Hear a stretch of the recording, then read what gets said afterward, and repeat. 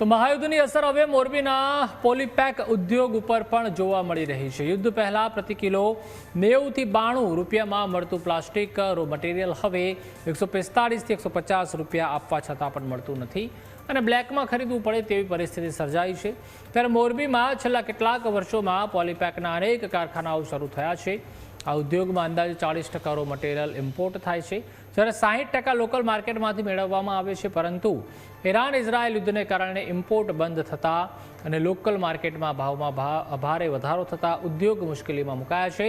પહેલાં 90 થી 92 રૂપિયા પ્રતિ કિલો મળતું રો મટીરિયલ હવે કંપનીઓની પ્રાઇસ લિસ્ટમાં 135 થી 140 રૂપિયા દર્શાવવામાં આવે છે, છતાં માલ ઉપલબ્ધ થતો નથી અને બ્લેકમાં 150 થી 160 રૂપિયા આપ્યા પછી જ માલ મળે છે। મોરબી જિલ્લામાં અંદાજે 200 જેટલા પોલીપેક કારખાનાઓ છે અને તેમાં લગભગ 20,000 લોકોને રોજગારી મળે છે, પરંતુ રો મટીરિયલના ભાવમાં 50% જેટલો વધારો થતાં કારખાનાઓ ચલાવવું મુશ્કેલ બન્યું છે।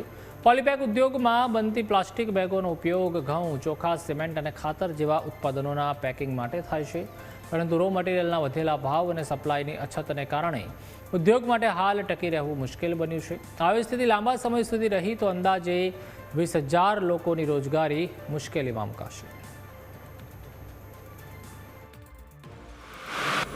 ક્રૂડના ભાવ વધ્યા એટલે ડોમેસ્ટિક કંપનીએ ભાવ વધારો કરી દીધો। ડોમેસ્ટિક કંપનીનો ભાવ વધારો થયો અને ડોમેસ્ટિક કંપનીએ એક પ્રકારનું કૃત્રિમ સ્ટોક કે એક્સવાય જે કર્યું હોય અને ડિમાન્ડ સપ્લાયની મેનેજ નહીં થતાં ભાવ વધારો એકદમ આસમાને, કારણ કે 90-92 રૂપિયા યુદ્ધ પહેલાંના ભાવ હતા, આજે તે 30-32 રૂપિયાના ભાવ છે અને ઓપન માર્કેટમાં 145 થી 50 રૂપિયા જેવા ભાવ જોવા મળે છે।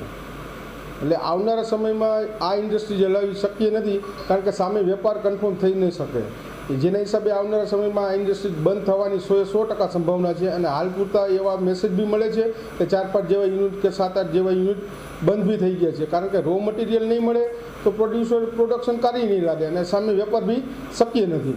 અત્યારે જો ધારો કે 90 રૂપિયાની આસપાસ 15 દિવસે આમ જોવા જઈએ તો 15 ફેબ્રુઆરી પછી લગભગ 75 રૂપિયાનો ભાવ વધારો આવી ગયો છે। 15 ફેબ્રુઆરી જે મટીરિયલ મળતું હતું અમને 80ની આસપાસ, એ અત્યારે ઓપન બજારમાં 160ની આસપાસ થઈ ગયું અને પ્રાઇસ લિસ્ટ પ્રમાણે માલ સપ્લાય કરતા નથી। મોટી કંપનીઓ પ્રાઇસ લિસ્ટ પ્રમાણે માલ સપ્લાય નથી કરતી, ખાલી ઓપનમાં વેચે છે, એટલે એ એક પણ યુનિટ બંધ થવાનું મોટું કારણ છે।